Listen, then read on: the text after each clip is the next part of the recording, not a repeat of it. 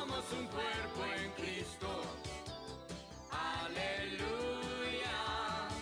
Cuando estamos juntos, entre nosotros Jesús está.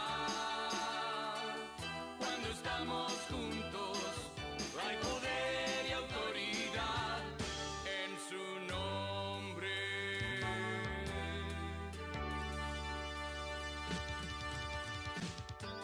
Somos un cuerpo. Cuando Dios nos habla también a través de las circunstancias. Yo quiero y quise dejar esto como lo último, como lo último. Y lo último, ¿por qué? Porque lo último que que podemos utilizar para saber que Dios nos está hablando es el tema de las circunstancias, ¿cierto? Porque las circunstancias, como vamos a ver hoy, pueden ser equívocas. ¿Me entiendes? A veces pueden ser interpretadas de una manera o de otra manera. Hay que tener mucho cuidado con ese tema. Esta semana, un hermano que yo quiero mucho me llamó, él vive en otra ciudad, y me preguntó: Pacho, imagínate tú, me pasó esto y esto y esto, y esto y esto y esto. ¿Qué significa eso?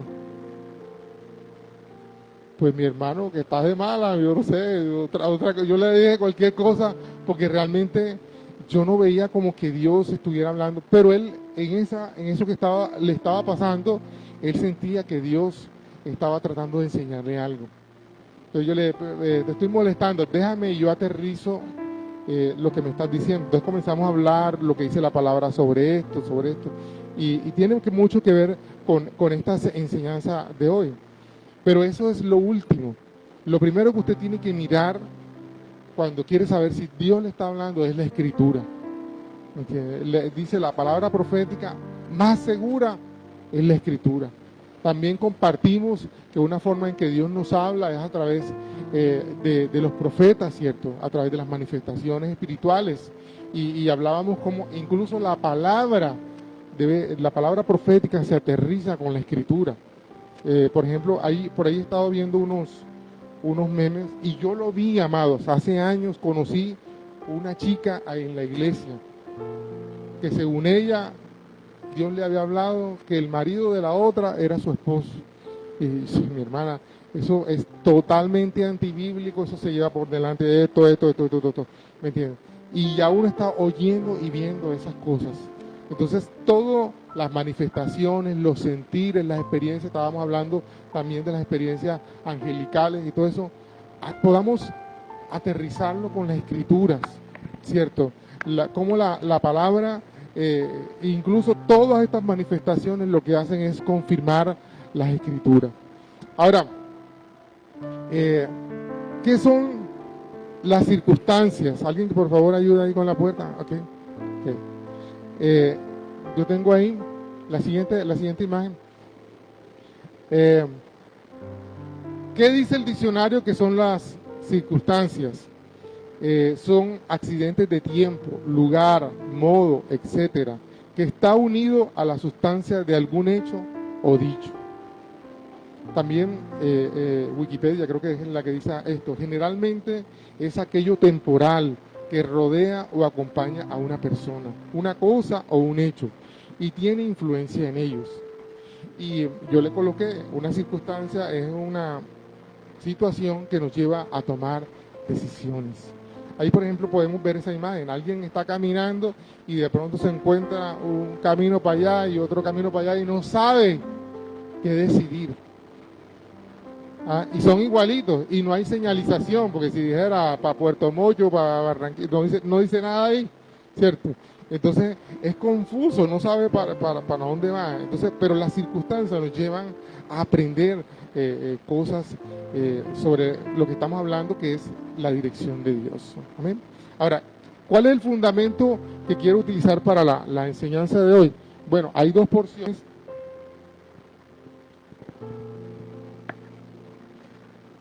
Una de ellas está en Job, capítulo 42, del verso 1 al 5. Si de pronto Lourdes me ayuda por acá.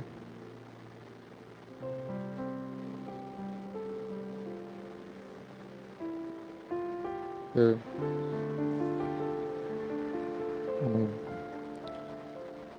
Entonces dice Job capítulo 42, versículos del 1 al 5. Y si pueden, alguien también puede ayudarme a buscarlo.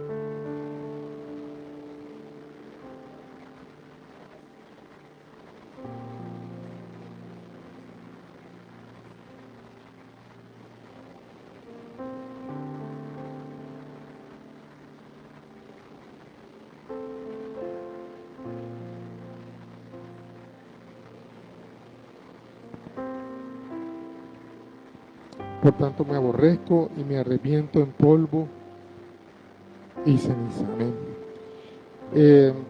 Lourdes, ¿tienes la otra cita ahí? Sí. Segunda de Corintios 4, 17, 18 dice: pues los sufrimientos ligeros y efímeros que ahora padecemos producen una gloria eterna que vale muchísimo más que todo sufrimiento. Así que nos fijamos en lo visible.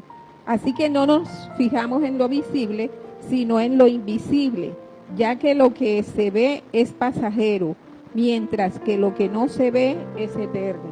Amén. Pero bueno, vamos a enfocarnos. Quiero que mantenga ahí la conexión de estas dos porciones. Pero por ejemplo, en el caso de Job, creo que días anteriores que había compartido algo, yo les explicaba que el libro de Job fue escrito en la época de los patriarcas. Y la época patriarcal se llama eso. No había Biblia en ese momento. Incluso hay autores que dicen que era un relato que Moisés escribió, porque usted sabe, hay lo que se llama la tradición oral y la tradición escrita. La tradición oral es aquella que se iba transmitiendo a través de la forma oral, por ejemplo, a través de las canciones, incluso se cree que el Pentateuco, o sea, los 5 primeros libros de la Biblia eran canciones que llegaron hasta Moisés, y Moisés, porque ya los egipcios tenían la escritura, y usted sabe, Moisés fue educado como egipcio, entonces él conocía la escritura. Entonces él conociendo lo que era la escritura y conociendo la historia, todos esos relatos que era la tradición oral, la plasmó en escritos, en rollos, usted sabe, toda la forma en que ha existido. Y uno de esos rollos era precisamente la historia de Job. Entonces, la historia de Job está, y por eso no hace referencia a otras cosas, pero es citada y es conocida y aceptada dentro del canon bíblico. Y cuando nosotros vemos, tiene muchas cosas que son claves e importantes para revelarnos sobre nuestra relación con Dios y quién es Dios. Ahora, los estudiosos dicen que quien haya redactado el libro de Job era un intelectual impresionante, con una capacidad de narrativa, con una capacidad del sentido poético. O sea, cuando hacen el análisis, dice, esta persona intelectualmente alto, ¿me entiendes? Y uno a veces lee las cosas y como que no le ve trascendencia. Bueno, pero aquí hay cosas que vamos a estar compartiendo. Lo que yo le estoy leyendo, o lo que leyó Gilsi allá atrás, esta porción es la parte final del libro de Job. Le estoy contando un escrito, una narración que es antiquísima, de la época de Moisés, posiblemente, y nos cuenta la historia de este señor, de Job, que nos enseña muchas cosas. Una de las cosas, cuando nosotros miramos la historia de él, la que hice previamente, una de las cosas es que en el verso, vamos a buscar en principio del capítulo del libro de Job, para poder llegar a la parte final. Pronto, si usted no conoce la historia de Job, pueda ubicarse. El versículo 1 dice, de Job 1:1 dice: hubo en tierra de Uz un varón llamado Job, y era este hombre perfecto y recto, temeroso de Dios y apartado del mal. Es interesante esto, porque el número 1 te dice, hubo en la tierra de Uz. O sea, ¿dónde se dio esto geográficamente? En la tierra de Uz. Eso es la zona arábica. Pero interesante porque dice, hubo, o sea, el que escribió esto fue posteriormente a Job. No fue Job el que escribió esto. No, sí, fue alguien que vivió después de Job. Y narra esto, pero dice, ¿quién era Job? Era un varón, hombre perfecto y recto, temeroso de Dios y apartado del mal. O sea, este relato que ocurre aquí no le pasa a un truán, a un bandido, a un delincuente. Esto le pasa a alguien que al contrario es un modelo de hombre. Yo esta mañana estaba contándoles que en el tiempo devocional del espacio ese que abrimos con lo de Jaime, yo les contaba que cuando uno lee esta historia y lo conecta con el Nuevo Testamento, sucede que uno enseguida dice, Dios mío, las pruebas le pasan a los ricos y a los pobres, porque a veces uno cree que las pruebas y las necesidades solamente son para los pobres.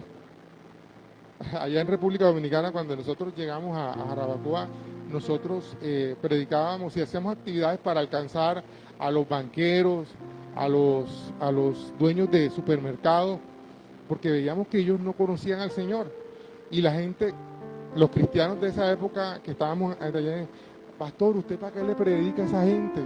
Si ellos tienen plata. Yo decía, amado, es que ellos con su plata y con todo lo que tienen se van a ir para el infierno si nadie les predica. Entonces la idea era que el evangelio era para la gente pobre, para los que necesitábamos. Y yo le decía a la gente, mira, tú no sabes los problemas que esa gente tiene. Tú no sabes los problemas que esa gente tiene con toda la plata y con todo el poder y con todo lo que tú le oyes. ¿Me entiendes? Entonces, ellos necesitan conocer al Señor. Y la historia de Job nos muestra que las dificultades que pasó una persona, vuelvo y digo, que era un varón perfecto, una persona de buen testimonio, una persona seria en sus cosas. Y aún así pasó por todas estas dificultades para que al final de esta historia pueda decir lo que leímos, ¿cierto? De oídas te había oído, pero ahora mis ojos te ven. O sea, ahora hay algo que yo conozco de ti que yo no conocía. Y interesante, porque para poder tener esa revelación que está ahí en el capítulo 42, usted sabe, Job perdió todo lo que tenía. También dice el versículo 3, su hacienda era de 7,000 ovejas, 3,000 camellos, 500 yuntas de buey, 500 asnas y muchísimos criados, y era aquel varón más grande que todos los orientales. O sea, era un hombre próspero. Era hombre próspero. Entonces, también la gente que tiene plata también tiene dificultades. Y aun cuando tengan dinero y traten de ser justos, rectos, aún así es posible que pasen por dificultades y por pruebas.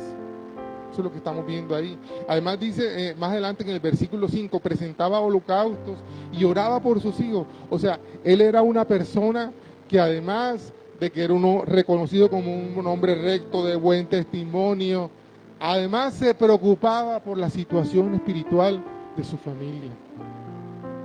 Porque hay gente que de pronto puede ser muy correcta, muy no sé qué cosa, pero de la vida espiritual, nada. Yo les he contado que yo conocí un hombre, era el papá de una chica que llegó al grupo de jóvenes, y yo un día me la acerqué, ella cumplía años y fuimos a visitarla, y yo le dije, ¿tu papá? No, mi papá, tú sabes, mi papá está allá con las mulas. Y el papá, un hombre trabajador, pero él tenía, yo no sé, me acuerdo, tenía como 10 mulas, 5 mulas, era un poco él tenía un parqueadero y todas las mulas que estaban ahí eran de él. Para los que están afuera y los que no me entienden, estoy hablando de mulas de los camiones, esos que tienen. Todo aquí va a estar pensando en mulas de las otras, ¿no? Entonces, y este hombre, yo le comencé me la acerqué y le pregunté, y él me decía, todo esto es mi trabajo, todo esto, estaba descamisado. Todo esto es mi trabajo, pero Dios lo ha prosperado. Dios no tiene parte aquí nada. Todo esto soy yo trabajando, reventándome el lomo, yo. El yo. Amados, en esa época aumentó el tema de ¿usted se acuerda? De la época en que comenzó la guerrilla a crecer, los retenes, y en uno de esos retenes que la guerrilla montó, le quemaron 2 mulas, y por allá le quemaron las otras, y el tipo quedó sin nada. ¿Recuerdan esa época en que no se podía viajar ni de un pueblo a otro porque los retenes y todo ese poco de cosas? Bueno, ahí él perdió todo. Entonces, de nada, yo no sé qué pasó con el Señor, si efectivamente bajó el orgullo ese que tenía y reconoció que lo que había tenido en una época era Dios el que le había permitido tener todo esto. Pero bueno, este hombre, Job, tan próspero, además era temeroso de Dios, preocupado por la vida espiritual de su familia. Pero un día Satanás pidió permiso para tocarlo. Y efectivamente tocó, usted sabe, está el relato, ahí está,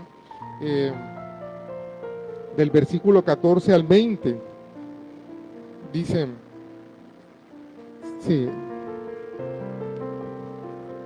14, el 20 dice: Entonces un mensajero llegó a decirle a Job: Mientras los bueyes araban y los asnos pastaban por allí cerca, nos atacaron los de Sabá y se los llevaron. A los criados los mataron a filo de espada. Solo yo pude escapar y ahora vengo a contárselo. No había terminado de hablar este mensajero cuando uno más llegó y dijo: El fuego de Dios cayó del cielo y quemó a las ovejas y a los criados. Solo yo pude escapar para venir a contárselo. No había terminado de hablar este mensajero cuando otro más llegó y dijo: Unos salteadores caldeos vinieron y dividiéndose en 3 grupos se apoderaron de los camellos y se los llevaron. A los criados los mataron a filo de espada. Solo yo pude escapar y ahora vengo a contárselo. No había terminado de hablar este mensajero todavía cuando llegó otro y dijo: Los hijos y las hijas de usted estaban celebrando un banquete en casa del mayor de todos ellos, cuando de pronto un fuerte viento del desierto dio contra la casa y derribó sus 4 esquinas. La casa cayó sobre los jóvenes y todos murieron. Solo yo pude escapar y ahora vengo a contárselo. Al llegar a este punto, Job se levantó, se rasgó las vestiduras, se rasuró la cabeza y se dejó caer al suelo en actitud de adoración. Amén. Entonces imagínense, todo lo que había construido, todo lo que había prosperado en tantos años, en un momento lo pierde todo. Y no contento con eso, más adelante en el capítulo 2, entonces muestra que Satanás ahora toca su salud. Y bueno, dice, del versículo 5 al 8, dice... 2 del 5 al 8. Dice: Pero extiende la mano y hiérelo a ver si no te maldice en tu propia cara. Muy bien, dijo el Señor a Satanás, Job está en tus manos. Eso sí, respeta su vida. Dicho esto, Satanás se retiró de la presencia del Señor para afligir a Job con dolorosas úlceras desde la planta del pie hasta la coronilla. Y Job, sentado en medio de las cenizas, tomó un pedazo de teja para rascarse. Amén. Imagínense, agarró una teja para poder rascarse, así sería la piquiña, la cuestión que tenía en su piel. Le habían quitado todos los bienes y todas las cosas y ahora se meten con el tema de su salud. Entonces, y no, eso, usted sabe, de eso él no murió.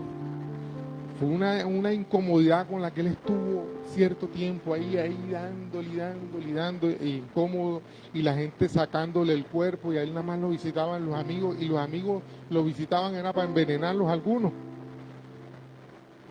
Oye, reniega de Dios, maldice ese Dios, oye, si Dios le había dado todo, pero él persistía en su fe, agarrado de la confianza en el Señor.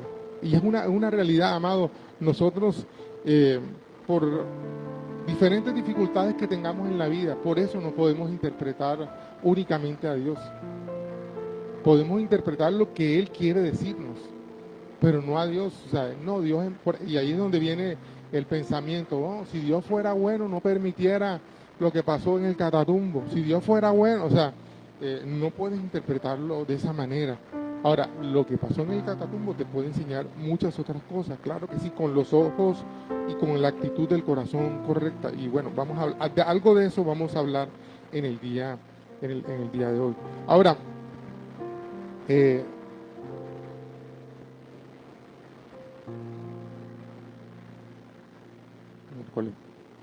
okay, entrando en el texto, o sea, volviendo a la porción que estamos acá, que es el final del libro, en el capítulo 42. Nosotros podemos darnos cuenta de algunas cosas. Lo primero, cuando usted lee, dice: y respondió Job a Jehová. Job respondió entonces al Señor, le dijo: yo sé bien que tú lo puedes todo, que no es posible frustrar ninguno de tus planes. ¿Quién es este? Has preguntado, que sin conocimiento oscurece mi consejo. Reconozco que he hablado de cosas que no alcanzo a comprender, de cosas demasiado maravillosas que me son desconocidas. Dijiste: ahora escúchame, yo voy a hablar. Yo te cuestionaré y tú me responderás. Okay, entonces, De oídas había oído hablar de ti, pero ahora te veo con mis propios ojos. ok, entonces fíjate, lo primero que nos dice en el versículo 1 es que esto que está aquí es una respuesta de Job a Dios. Porque si usted lee lo que pasó antes, dicen que había Job, hubo 72 preguntas ahí en que Job no supo responder. Pero la respuesta a esas 72 preguntas que Dios le hizo, a ver qué tanto sabía y qué tan intelectual y qué tan profundo era Job, Job no pudo responder. Y lo que él responde es esto: reconozco que todo lo puedes. Y en esa declaración hay una realidad que tiene que ver con las circunstancias y con todo lo que vivimos. Es el tema de la soberanía de Dios. Como nosotros no reconocemos la soberanía de Dios o tenemos problemas con la soberanía, por eso la interpretación de cada situación a veces y en gran número es equivocada, ¿me entiendes? Porque queremos tener el control y queremos responder e interpretar todo es según mi concepto, según mi soberanía, según lo que yo creo. Por ejemplo, hay una expresión que dice: ni una hoja se cae de un árbol si no es por la voluntad de Dios. Eso a veces lo decimos, la palabra dice, resulta que la Biblia no dice eso. Eso es un proverbio, algunos dicen que es árabe, pero en la Biblia no está eso. Pero esa declaración de sabiduría no bíblica nos habla también de la sabiduría de Dios. Pero ¿qué dice la Biblia sobre eso? Vamos a buscar algunos versículos. Por ejemplo, sin que usted mueva el dedo de ahí de Job, busquemos Lamentaciones.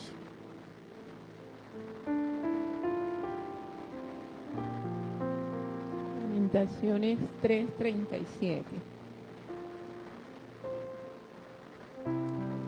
¿Quién puede anunciar algo y hacerlo realidad sin que el Señor dé la orden?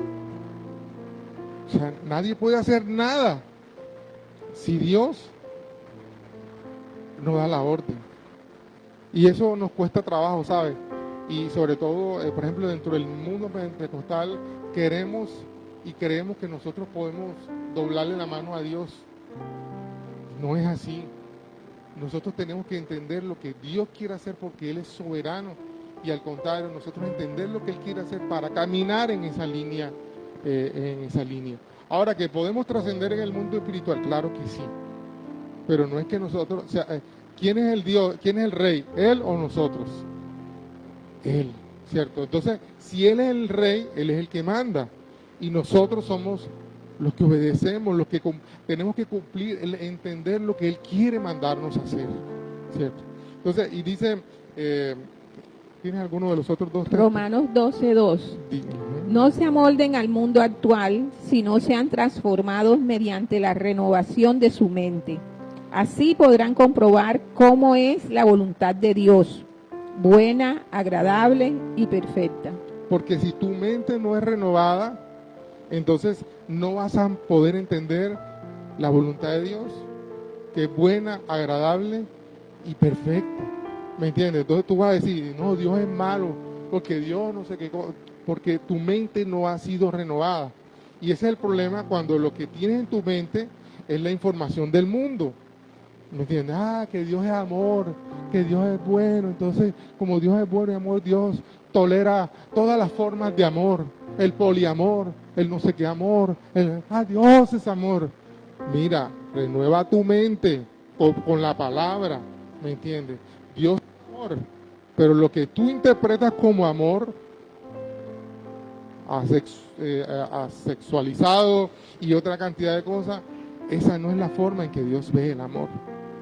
No, es que como Dios me ama, Dios me permite, Dios, mira, que tu mente sea renovada y transformada, no por el mundo, no por porque lo que a uno le parece es lo que uno ve en el mundo.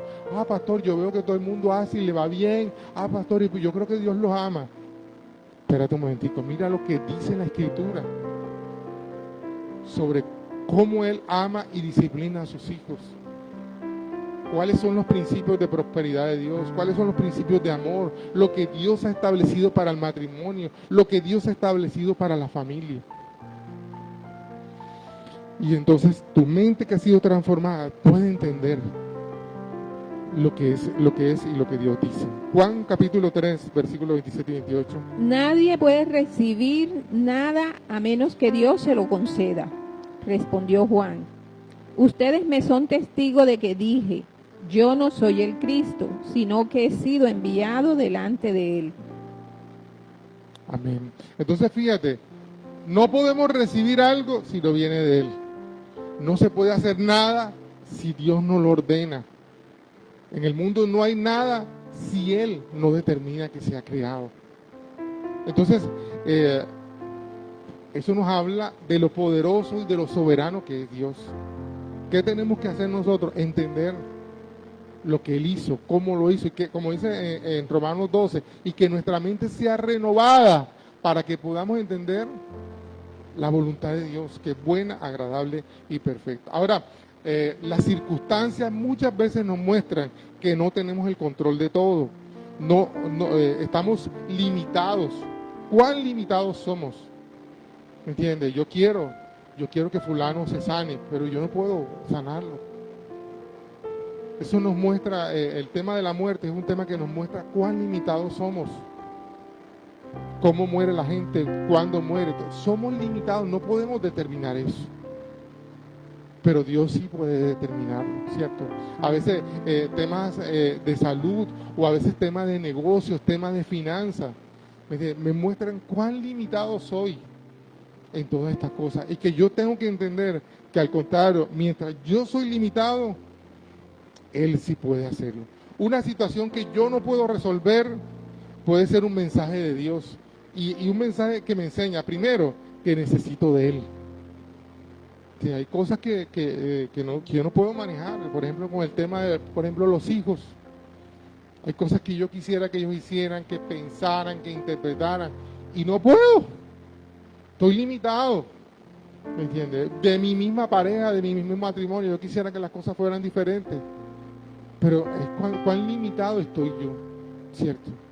Y por eso yo necesito del Señor. Y también las dificultades me muestran que hay alguien que puede ayudarme y en esa situación enseñarme algo.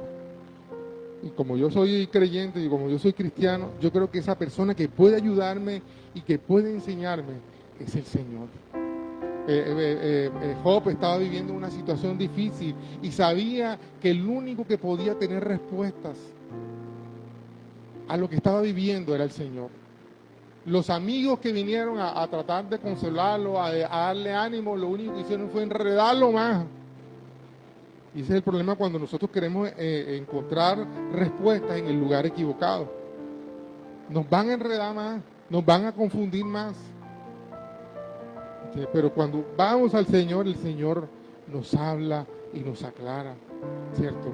A veces no será enseguida, amado, yo no, esta no tanto porque esta es nueva, pero la otra Biblia, las otras Biblias, si usted las revisa, usted va a encontrar un signo de preguntas, que hay cosas que yo he preguntado a Dios que todavía no he tenido respuesta. ¿Entiendes? Ahora, ¿cuándo Dios va a responder? Cuando Él quiera, porque Él es soberano. ¿Entiendes? Y me va a responder, esto que tú preguntaste es acá. Esto que tú preguntaste por esto es, ¿cierto? Entonces necesitamos, como Él es soberano, Él también determina cuándo va a responder. Yo no le puedo dar la mano a Dios, ahora respóndeme, te doy 5 minutos y van por 3. Yo no puedo hacer eso. Y una declaración de esa que muestra la soberbia, el no entender los límites, quién es Él y quién soy yo.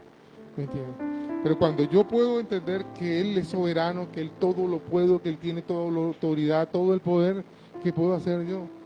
Doblegarme delante de Él y decirle, Señor, enséñame, muéstrame esta situación, ¿qué quiere enseñarme? Ahora, hay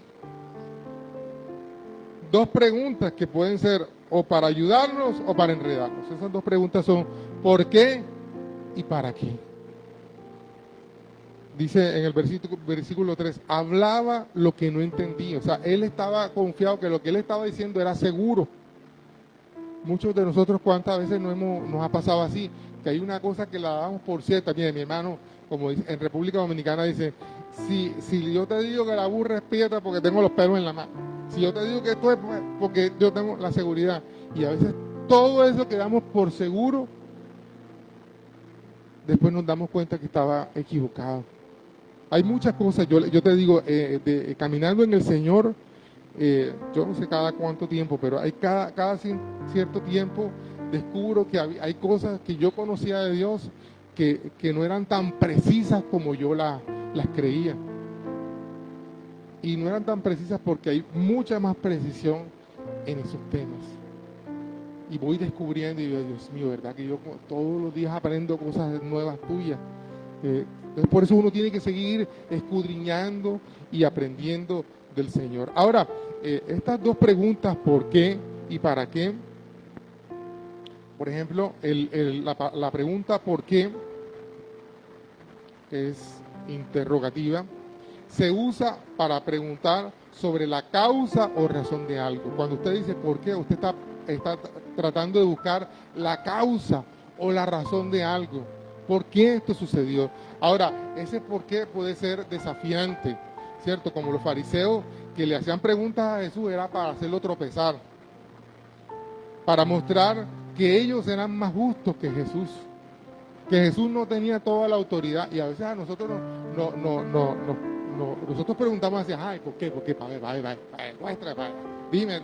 Pero la actitud de mi corazón es que yo no quiero aprender, yo quiero burlarme o me estoy burlando de lo que tú me vas a decir. Y a veces tenemos esa actitud con las cosas de Dios o con el mismo Dios. Pero a veces el por qué puede ser de alguien que quiere aprender, de alguien que quiere ser enseñado. Fíjate, acuérdate de lo que dice en Romanos capítulo 2, ¿cierto? Que nuestra mente sea renovada para que nosotros podamos conocer la buena voluntad de Dios, que es buena, agradable y perfecta. Cuando yo tengo la mente renovada, yo puedo preguntarle a Dios, no como alguien que lo está cuestionando. ¿Por qué me mandaste esto? ¿Por qué no tengo? ¿Por qué a otros sí le das y a mí no? ¿Me entiendes? Cuando yo hago esas preguntas estoy enjuiciándolo a Él, que Él es injusto, que Él no sabe lo que está haciendo. Pero cuando yo le pregunto a Él con un corazón sano, Señor, no entiendo por qué pasó esto. Y entonces el Señor, cuando sabe que tu corazón es de alguien que quiere aprender, Dios va a responder. Dios te va a enseñar. Ahora, otra pregunta es ¿para qué?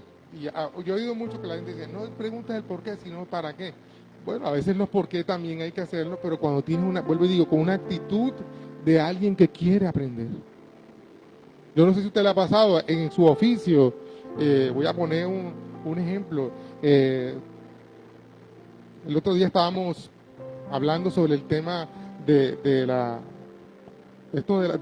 baldosas, se llama mampostería, ¿verdad? Sí, sí es así, ¿verdad?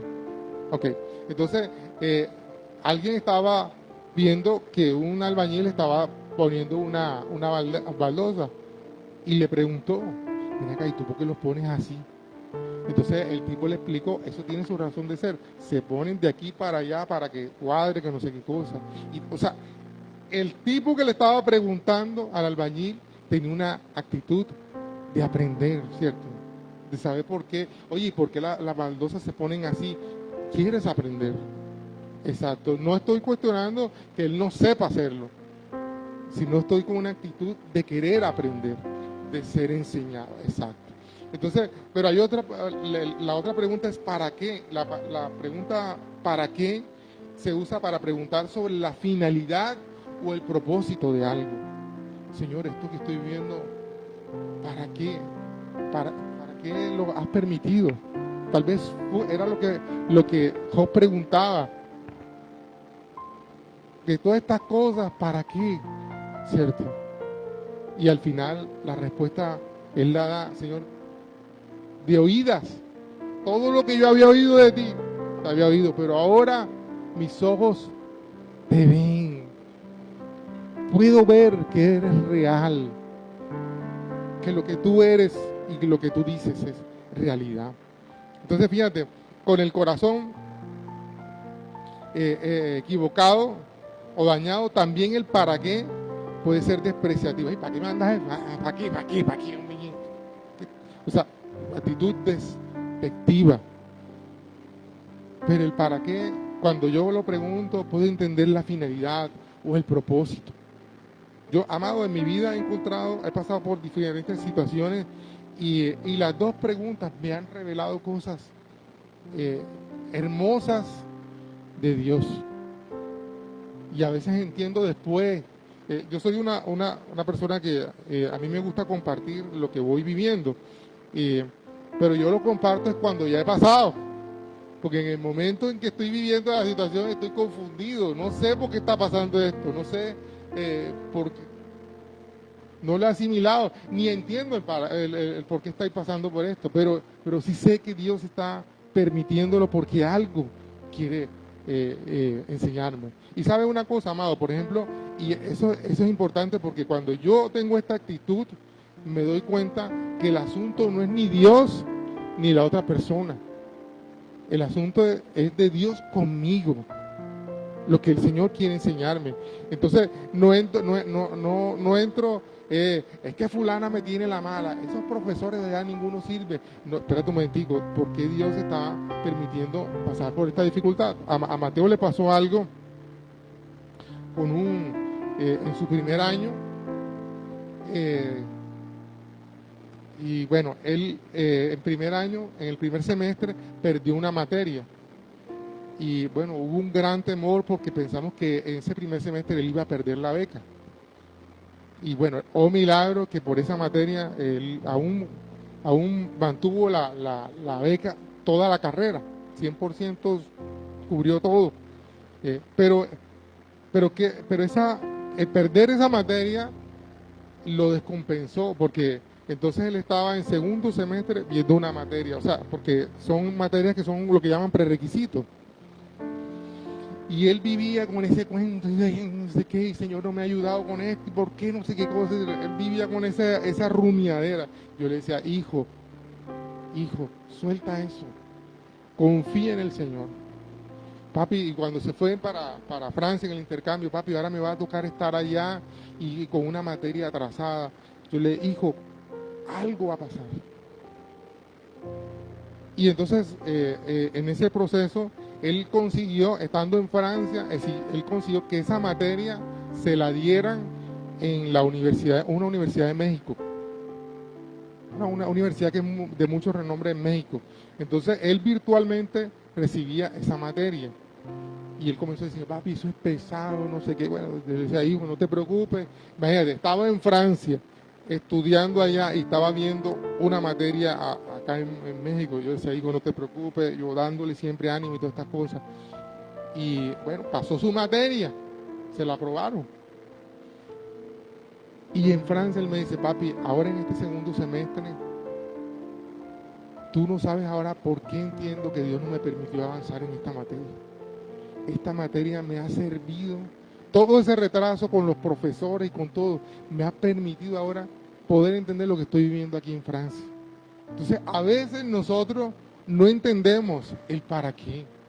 Dios sabía lo que él iba a necesitar allá. Pero él era obsesionado y cerrado. ¿Por qué me está pasando esto? Porque tengo que ir yo descompensado. Dios sabía porque estaba viviendo eso. Entonces, él, ahora sí, mis ojos te ven, Señor. Ahora entiendo por qué Dios. Todo tiene una razón y un propósito cuando estamos en las manos de Dios. Y yo sabe una cosa, por eso no tenemos que estar quejándonos por lo que estamos viviendo, sino abrir nuestro corazón y dejar que el Señor nos enseñe. Ahora, en la Biblia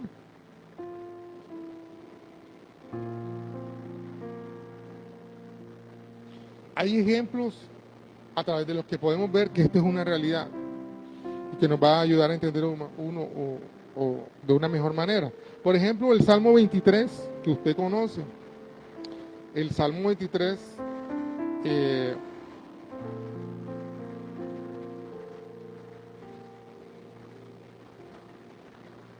¿quién lo escribe? Jehová es mi pastor, nada me faltará, en lugares delicados pastos me hará descansar, junto a aguas de reposo me pastoreará, confortará mi alma, me guiará por sendas de justicia por amor de su nombre. Aunque ande en valle de sombra de muerte, no temeré mal alguno, porque tú estarás conmigo, tu vara y tu callado me infundirán aliento, y hasta ahí. ¿Quién le escribe? Alguien que fue pastor. Usted sabe, David fue pastor de ovejas. Y él, a través de su experiencia como pastor de ovejas, descubrió que había alguien que lo pastoreaba, que había alguien que se preocupaba porque él llegara a lugares delicados para descansar, para que viviera el reposo, el verdadero reposo, que había alguien que lo llevaba a lugares donde podría ser confortado. Y nosotros, fíjate tú, en ese sentido, nosotros queremos que, no, yo voy a descansar y es a mi manera, ¿cierto? Yo no sé a cuántos de ustedes les ha pasado que no, voy a descansar, me voy de viaje, y resulta que cuando regresa de viaje, regresa más cansado, y golpeado, y con dolores que antes no tenía, y todas estas cosas, porque esa es la forma en que nosotros encontramos nuestro descanso y nuestro reposo. No está nada mal, ¿me entiendes? Pero fíjate, cuando David hace este relato, David sabe y se le ha revelado que la verdadera forma de descansar es cuando sabe que el Señor lo está pastoreando. Este es un ejemplo de que a través de las circunstancias que vivimos podemos descubrir y conocer a Dios, ¿cierto? Otro ejemplo es Jeremías en el capítulo 18. A través de algo que vivió, una actividad, lo que podríamos llamar una actividad lúdica, ¿cierto?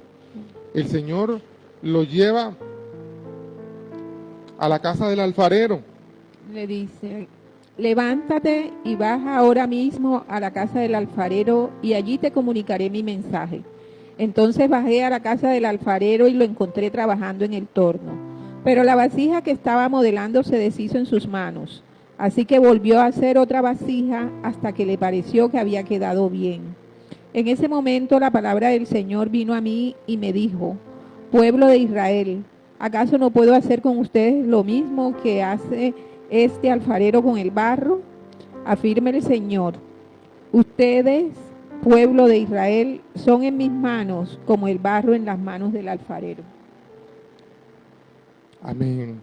Entonces fíjate, el Señor lleva a Jeremías a la casa del alfarero y a través de esa experiencia de ver el barro formándose, el Señor se le revela qué es lo que Dios estaba haciendo con Israel y lo que hace con nosotros, que nos forma, que nos limpia, etcétera, etcétera. Muchos más ejemplos sobre el aprender a través de las circunstancias. Vemos a Jesús. Jesús iba pasando por un campo y les dice, el reino de los cielos es como un sembrador que salió. Ahí ellos estaban viendo, y luego pasa por un viñedo y les habla sobre la vid verdadera, sobre cada etapa y sobre cada experiencia en la vida. Él podía revelar una enseñanza de quién era el Señor. Y él no estaba quejándose, ay, ahora le va a tocar pasar por espinas, ahora porque los viñedos tienen espinas, los viñedos se los roban, las uvas son amargas. Él no estaba pensando en nada de eso, sino a través de esas experiencias revelarse y enseñarle quién era el Señor. Mira esta porción, Hebreos 5, del 8 al 10. Aunque era hijo, mediante el sufrimiento aprendió a obedecer. Al ser así perfeccionado, llegó a ser autor de salvación eterna para todos los que le obedecen. Y Dios lo nombró como sacerdote según el orden de Melquisedec. Amén. Entonces mira, imagínate, te estoy hablando de David, de Jeremías, pero mira, el mismo Jesús pasó todas estas dificultades y nos enseñó obediencia, nos enseñó amor, nos enseñó sacrificio. Entonces, vuelvo y reconecto con el principio. A través de las diferentes circunstancias que vivimos, Dios nos habla. Dios nos habla. Hay una expresión que es las puertas abiertas. Esos también son circunstancias. Puertas que se abren, puertas que se cierran. Yo no me acuerdo, si yo leí una porción, yo tenía apuntado, bueno, que hablan de puertas que se abren, y el mismo Pablo decía, se me abrió una puerta para ir y predicar el Evangelio. Y bueno, y de ahí nosotros acuñamos la idea de que cuando Dios abre puertas es porque Dios está dando su aval. Muchas veces no es así. Muchas veces no es así. Y por eso nosotros tenemos que tener la certeza de que el que está abriendo la puerta es el Señor. Y no son o el enemigo o nuestras emociones o cualquier otra cosa, sino que tengamos la certeza de que Él está haciendo. Ahora, yo quiero preguntarte, ¿qué circunstancia estás viviendo en este momento? De pronto hay algo en lo cual tú necesitas tomar decisiones. Y a través de esto que estás viviendo, Dios se está revelando a ti. No creas que las dificultades son para destruirnos. Ay, que Dios me la tiene montada, es que Dios quiere acabar. No.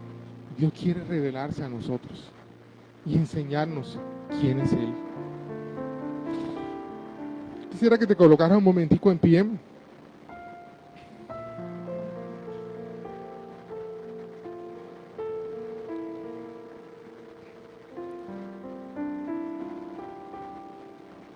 Y tal vez tú tienes, o siento en mi corazón que de pronto, que hoy iban a venir personas que están preguntando cosas a Dios.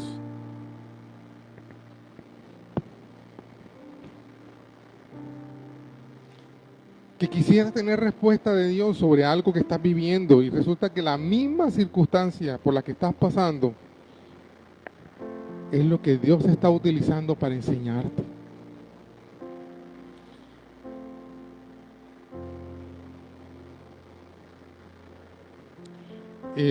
No está en mis apuntes, pero esta es mi porción favorita en la Biblia.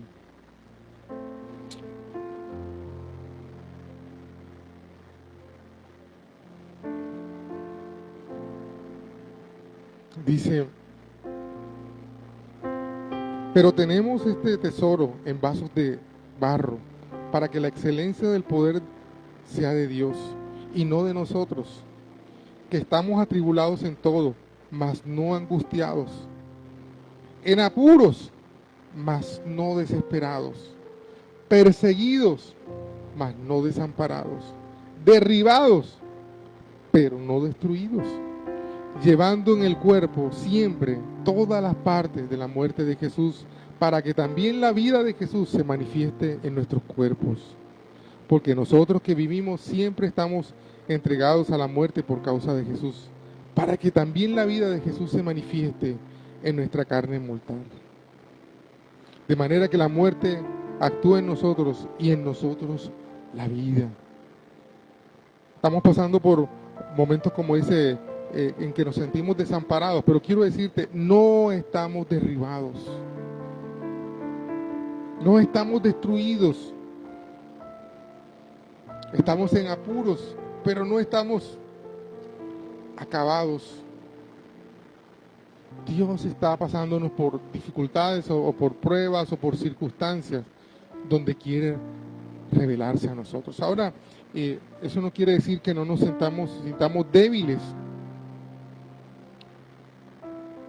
Y es aquí donde yo quiero pedirte que esa circunstancia que tú estás viviendo, tú te rindas delante del Señor. Vamos, cierra tus ojitos ahí.